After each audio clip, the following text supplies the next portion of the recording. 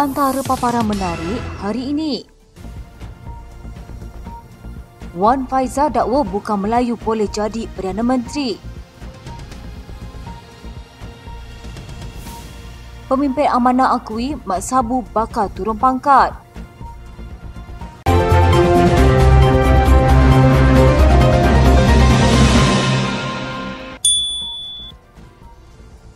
Datuk Seri Muhammad Sanusi Makno dilarang mengulangi dan menerbitkan semula kenyataan yang memfitnah Datuk Seri Anwar Ibrahim di media sosial, laman web dan mana-mana platform sehingga kes saman difailkan Perdana Menteri terhadap Menteri Besar Kedah diputuskan mahkamah. Peguam Datuk SN Naik yang mewakili Anwar berkata, Hakim Mahazam Mat Taib membenarkan permohonan interparti injaksi di Pohor pengurusi Pakatan Harapan itu pada prosedur yang dijalankan secara dalam talian di Mahkamah Tinggi Alor.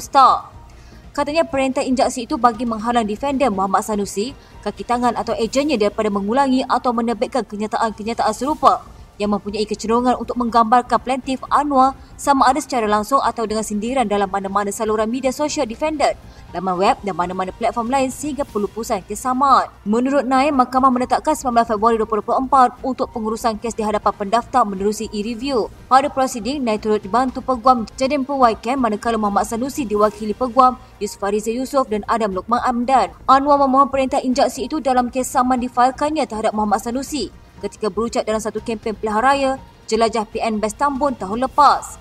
Pada 13 Disember tahun lepas, Anwar menyamar Muhammad Sanusi berhubung ucapan membawa fitnah mengaitkannya dengan perlakuan tidak moral dalam satu kempen ceramah Jelajah PN Best Tambun. Anwar dalam pernyataan tuntutannya mendakwa kenyataan fitnah itu antaranya membawa maksud plaintiff mendapat pengampunan dirajam melalui penipuan dan kekal tidak diampunkan serta telah memperdayai di Pertuan Agong seorang pembohong tidak boleh dipercayai, tidak beretika dan mengkhianati manda rakyat. Menurut plaintiff, kenyataan itu dibuat dengan berniat jahat bertujuan untuk menghasut orang ramai dan menimbulkan kebencian peribadi terhadapnya dan Pakatan Harapan semasa tempoh berkempen menjelang pilihan raya umum ke-15 pada 19 tahun lepas. Muhammad Sanusi dalam pernyataan pembelaannya berkata bahawa beliau tidak mempunyai apa-apa niat jahat dan memfitnah Anwar, sebaliknya mengkritik ahli Parlimen Tambun itu bagi tujuan kempen PRU15. Mahkamah Tinggi Georgetown mengarahkan Ahli Parlimen Kepala Batas Siti Mastura Muhammad memfailkan pernyataan pembelaan sebelum atau pada 11 Januari 2024 dalam kes saman yang dikemukakan 3 pemimpin DAP terhadapnya. Saman itu difailkan secara berasingan oleh pengerusi DAP, Lim Guan Eng, bapanya Lim Kit Siang serta Ahli Parlimen Seputih, Terry Sakok selaku plaintiff pada 27 November lepas berhubung ucapan Siti Mastura dalam ceramah Majlis Himpunan Muslimat dan Amirah Darki Kemaman. Peguam SN Naik yang mewakili ketiga-tiga pemimpin DAP berkata, Mahkamah turut mengarahkan plaintiff memfailkan jawapan kepada pembelaan itu sebelum atau pada 26 Januari 2024. Katanya Mahkamah menetapkan 9 Februari 2024 untuk pengurusan kes selanjutnya. Ketiga-tiga plaintiff turut diwakili Peguam Jadim Perwaikan dan Wong Guojin manakala Peguam Muhammad Hakim Faharmi Hassan mewakili Siti Mastura selaku defender. Menerusi pernyataan tuntutan, ketiga-tiga plaintiff mendakwa Siti Mastura mengeluarkan kenyataan bahawa mereka mempunyai pertalian dengan bekas Ketua Parti Komunis Melaya Chin Peng serta bekas Perdana Menteri pertama Singapura Lee Kuan Yew. Mereka mendakwa ketika ceramah pada 4 November lepas, defendant telah membuat beberapa kenyataan yang merujuk secara langsung dan tidak langsung kepada ketiga-tiga plaintiff iaitu mereka mempunyai hubungan dengan Parti Komunis, menyokong serta mengamalkan selain menyebarkan ideologi dan falsafah komunis dalam negara.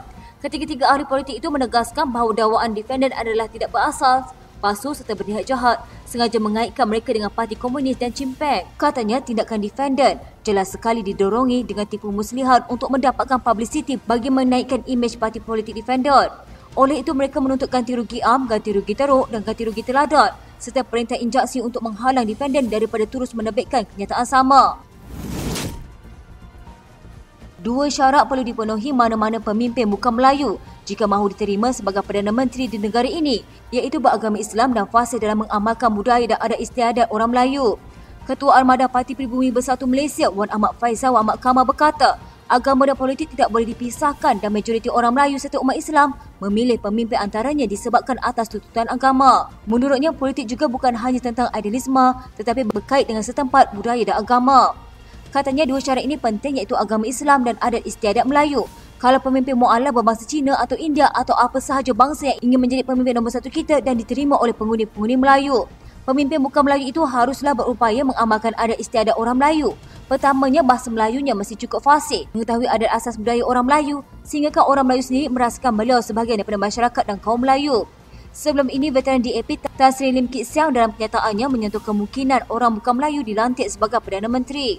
Perkara itu menimbulkan reaksi pelbagai pihak, bahkan polis turut merakam keterangan Kit Siang berhubung kenyataan tersebut. Menerusi catatan terbaru di blognya pada Sabtu, bekas Ahli Parlimen Iskandar Puteri itu berkata adalah mustahil untuk menjadi Perdana Menteri Malaysia jika tidak mempunyai sokongan sejumlah besar kaum dalam negara, terutama sekali daripada orang Melayu, biarpun tiada larangan dalam Perlembagaan Persekutuan untuk bukan Melayu memegang jawatan tersebut. Dalam masa sama, Wan Ahmad Faisal menambah orang Melayu tidak resis dan prinsip asas yang disebut Kit Siang boleh terima. Namun katanya syarat yang perlu dipenuhi amat mencabar untuk parti-parti yang bukan berasaskan nasionalisme Melayu.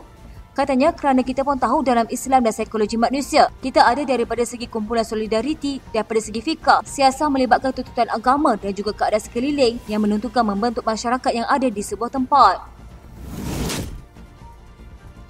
Menteri Ekonomi Rafizi Ramli membuat cabaran terbuka kepada para pengkritiknya untuk berdepan dengan dan membakarnya dalam sebuah podcast. Ia selepas cabarannya sebelum ini ditujukan kepada seorang pempengaruh pro-PN tidak disambut. Pempengaruh itu yang menggunakan nama YB Viral menolak undangan Rafizi untuk muncul di podcast tersebut selepas mendakwa cabaran debat yang diutarakannya telah ditukar kepada sesi soal jawab. Mengulas perkara itu, Rafizi menyangka tindakannya yang membezakan antara debat dan sesi soal jawab. Katanya konon podcast itu bukan debat, sedangkan semua orang tahu podcast adalah platform. Sembarang perdebatan boleh sahaja dibuat di mana-mana platform dalam dewan, TV, radio atau podcast di internet. Debat itu bermaksud bersemuka, bukan menjerit maki hamun di cermin. Terdahulu, Rafizi berkata undangan terhadap YB Viral itu adalah peluang untuk kedua-dua pihak berkongsi pandangan dan fakta kepada orang ramai. Dia juga berkata ia merupakan peluang kepada individu itu untuk membuktikan dia adalah menteri paling bodoh. Rafizi berkata alasan yang dikemukakan YB Viral untuk menolak undangannya telah membantu hasratnya untuk menunjukkan watak sebenar aktivis maya pembangkang. Katanya sebelum dicuit, mereka adalah sejenis yang suka mempertikaikan segalanya. Kalau pertikaian itu berasaskan fakta dan persepsi yang benar, saya kira itu boleh diterima. Tetapi pertikaian yang dibawa berunsur maki hamun, jeritan dan emosi kerana mereka tidak faham pun isu-isu ekonomi yang cuba dibawa. Semasa dicuit, mereka menggelabah dan menggelumpur. Terbongkarlah watak mereka yang sebenarnya hanya berani baling batu sembunyi tangan. Selepas undangannya ditolak, Rafizi berkata dia kini mahu membuka peluang kepada mana-mana pihak yang ingin berdepan dengannya, sama ada ahli akademik, penyokong kerajaan atau orang awam. Namun dia berkata sasaran utamanya tetap aktivis maya pro pembangkang yang menurutnya banyak memainkan dakwah. Katanya, saya akan cari mereka, jemput dan beri peluang bersemuka. Mereka berpeluang membakar saya juga berpeluang membakar mereka. Rafizi juga berkata dia memilih podcast sebagai platform berbanding siaran televisyen kerana ia tidak memerlukan dana awam. Ahli Parlimen Hulu Langak Muhammad Sani Hamzah menyifatkan tiada istilah turun pangkat dalam rombakan kabinet yang dilakukan Perdana Menteri Datuk Seri Anwar Ibrahim pada 12 Disember lalu. Sebaliknya, beliau berkata portfolio baharu atau dikekalkan merupakan satu amanah dan tanggungjawab yang diberikan oleh Perdana Menteri kepada mereka yang terpilih. Katanya kita bekerja untuk rakyat dan negara yang dicintai. Apabila Perdana Menteri sudah memberi tanggungjawab dalam portfolio masing-masing, tidak kira sama ada Kementerian Luar Negeri, Kementerian Belia dan Sukan dan sebagainya, yang penting kita wajib menjalankan amanah yang diberikan. Yang penting kita deliver dan dapat menjaga serta membela rakyat di negara ini. Rombakan kabinet adalah kuasa mutlak Perdana Menteri. Terpulang kepada beliau untuk memilih sesiapa dikehendaki.